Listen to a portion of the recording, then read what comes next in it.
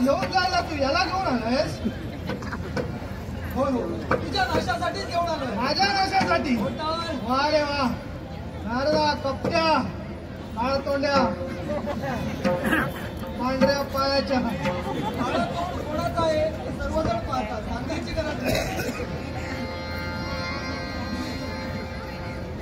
हे सिंधू दैत्य, समजा भक्तांचा छळ तू मांडलास. हा, इथले पूर्ण विराम दे. काही केलं तर? काही केला तर हा. तुझ्या प्रेताची पायरी. देवा, या विश्वात तुझा मान सन्मान काय आहे हे मला चांगलं ठाऊक आहे. या सर्वांसमोर जर का तुझा मान अपमान होऊ नये, मान खंडना तेजोभंग होऊ नये असं वाटत असेल, माझा नाद सोड आणि चालता हो. हे सिंधू दैत्य, मान अपमान सन्मान या पलीकडे देवाचं स्थान आहे, त्याचा विचार तू नको करूस. मग जर का तुला अपमान करून घ्यायची इच्छा असेल आणि या सिंधू समोर जर का दोन हात करायची इच्छा तुझी प्रभा झाली असेल, मी सुद्धा काही कमी पडावं नाही.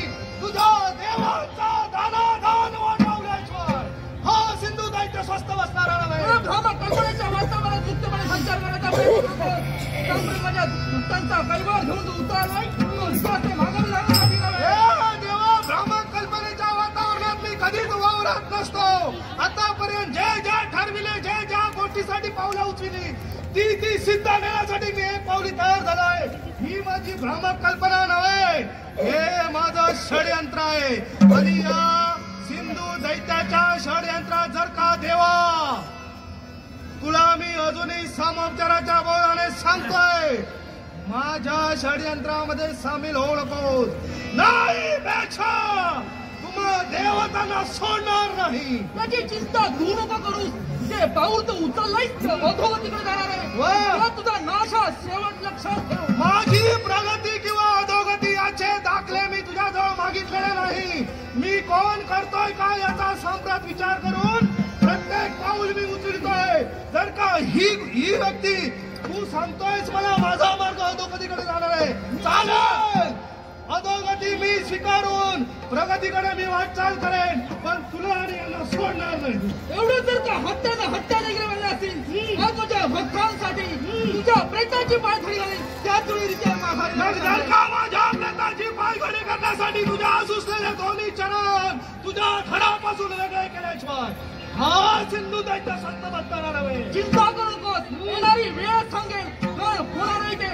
मग भविष्यात काय लिहिलं हे तुला ज्ञात नसेल, मी तुला पटवून दे. होऊ दे. ओंकाराचा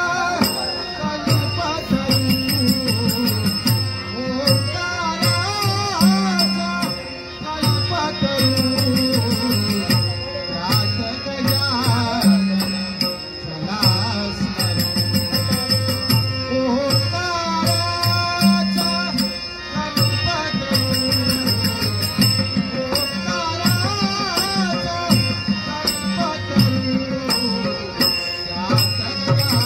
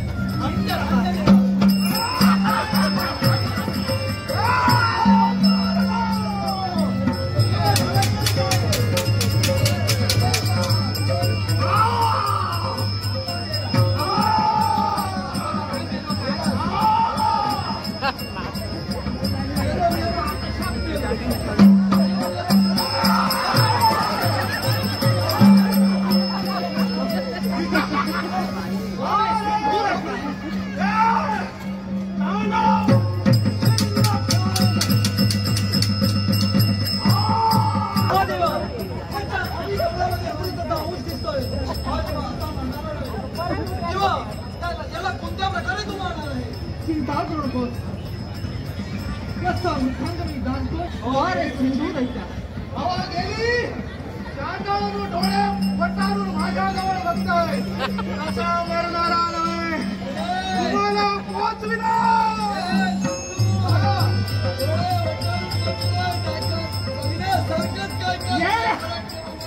काय सांगतोय हे राजा? वेळ कमी आहे नाहीतर तुला खूप काही सांगितलं.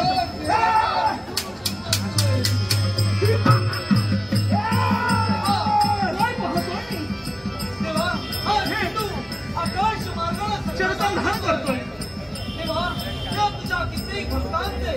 कित्येक भक्तांचे सुद्धा तहा जाऊ शकतात. चिंता करू नकोस. करू शकता तेव्हा याच्यावरही उपाय आहे आणि तो कोणता असेल? माझं वाहन म्हणजे मूषक.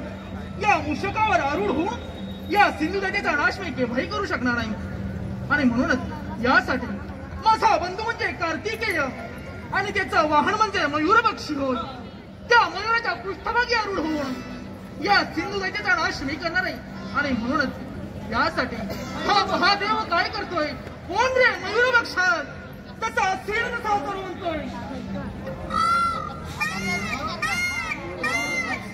मयूर पक्षाचा आवाज जवळजवळ येऊन मयूर पक्षाचं सहाय्य देवा तू घेणार आहेस. अगदी योग्य. पण ज्याला हाक दिलीस त्याचा आवाज ऐकू येऊ लागला. अरे बापरे, आवाज येऊ नये. पहा तरी.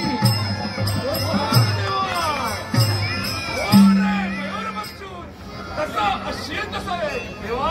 हा मयूर पक्षी तुझ्या चरणाशी लीन होतो.